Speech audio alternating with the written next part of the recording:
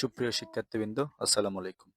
আমি Mamun sir Lohagara YouTube চ্যানেলের পক্ষ থেকে এবং মামুনস কমার্স কেয়ার ফেসবুক পেজের পক্ষ থেকে তোমাদের সবাইকে স্বাগতম জানাচ্ছি। আমি প্রতিনিয়ত নিত্য নতুন কোনো ভিডিও নিয়ে আমার ইউটিউব চ্যানেল এবং আমার ফেসবুক পেজে আসি। আজকে তার ধারাবাহিকতায় আজকে নতুন একটা ভিডিও নিয়ে তোমাদের সামনে চলে আসলাম। হ্যাঁ, আজকে ভিডিওটা কি দেখো তো? আজকে ভিডিওটা হচ্ছে আজকে ভিডিওটা আমি বানাইলাম সংখ্যা পদ্ধতির রূপান্তর নিয়ে। আচ্ছা, আমি গত ভিডিওতে আহ, সংখ্যা পদ্ধতির রূপান্তর আলোচনা করেছি। কি আলোচনা করেছি? দশমিক থেকে তুমি কিভাবে বাইনারিতে আসবা। হ্যাঁ, তাহলে আমি এখানে দেখাবো দশমিক থেকে তুমি কিভাবে অক্টাল সংখ্যা পদ্ধতিতে আসবা। দশমিক থেকে বাইনারিতে যেভাবে এসেছো ঠিক একইভাবে দশমিক থেকে অক্টাল সংখ্যা পদ্ধতিতে আসবা তুমি। আচ্ছা দেখো, আমি এখানে আমি ছয়টা ধাপ লিখলাম। ছয়টা ধাপ কোনগুলো স্যার? এই যে আমি দশমিক থেকে বাইনারি আনতে যে ছয়টা ধাপ ছিল, দশমিক থেকে অক্টাল নিতে গেলেও সেই ছয়টা ধাপে আছে। শুধু আমার পরিবর্তন হবে কি স্যার? পরিবর্তন হবে কি আমি তোমাদের দেখাচ্ছি। আচ্ছা দেখো, আমরা যখন দশমিক থেকে বাইনারিতে যেতাম, দশমিক থেকে যখন আমরা বাইনারিতে গেছি তখন আমরা কি করতাম স্যার? আমরা বাইনারির বেস হচ্ছে কত ছিল? 2 দিয়ে ভাগ দিতাম। তাহলে আমি যখন দশমিক থেকে অক্টালে যাবো তাহলে আমি বেস কত দিয়ে ভাগ দিব? 8 দিয়ে ভাগ দিব। আমার শুধু পার্থক্য হচ্ছে স্যার এটুকু, বাকি সব নিয়ম বরাবরই থাকবে।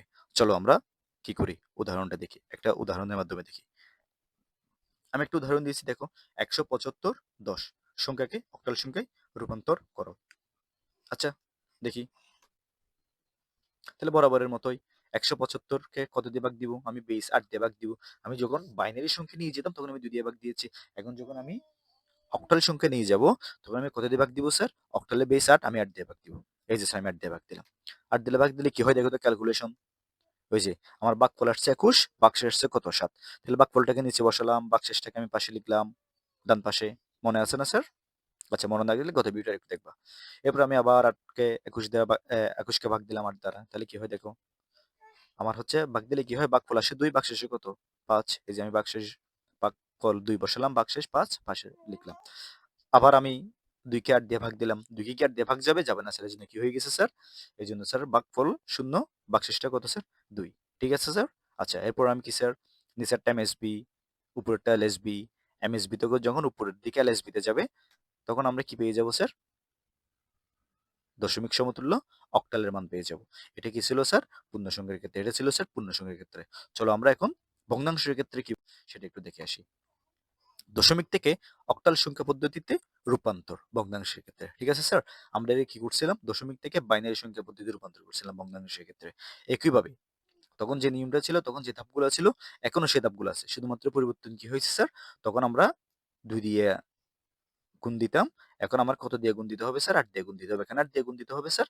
আমি এখন দশমিক থেকে অক্টালে নিয়ে যাচ্ছি। অক্টালে বেস বা ভিত্তি হচ্ছে কত? 8। সেজন্য আমি 8 দিয়ে গুণ দিব। এই যে দেখো 0.625 10কে অক্টাল সংখ্যায় রূপান্তর। হ্যাঁ? তাহলে যে প্রথমে দেখো গুণ, গুণফল, ভগ্নাংশ, পূর্ণাংশ, পূর্ণ সংখ্যা। আচ্ছা, এই যে গুণ দিলাম 0.625, 8 কে গুণ দিলে কত হয় স্যার? 1.20। তাহলে কি করছি স্যার? ভগ্নাংশটা আমি 0.20 বসিয়েছি, পূর্ণ সংখ্যা কত? 1। আমি একটাকে আলাদা করে লিখেছি।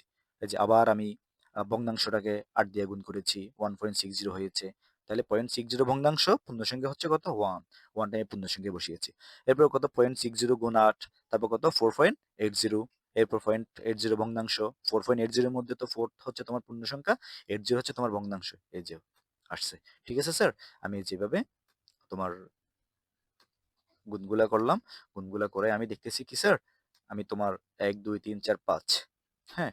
দেখো তো কয় ঘর আসে? 1 2 3 4 5। 5টা করে আসার পরেও কি হয় নাই? আমার কি আসতেছে না? আমার গুণফল আসতেছে। ভগ্নাংশ আমার শূন্য হচ্ছে না। তার মানে আমার অঙ্কটা আর করতে হবে না। আমরা যতই যাব ততই স্যার আমার এভাবে করতে হবে। যার কারণে স্যার আমি এই যে 1 2 3 4 5 করে করলাম, 5 করার পর আমি করব না। আমি সাধারণত 3 থেকে 4 লাইন করলে হয়। 3 থেকে 4 লাইন করলে হয়, তারপর আমি স্যার 5 লাইন দেখালাম।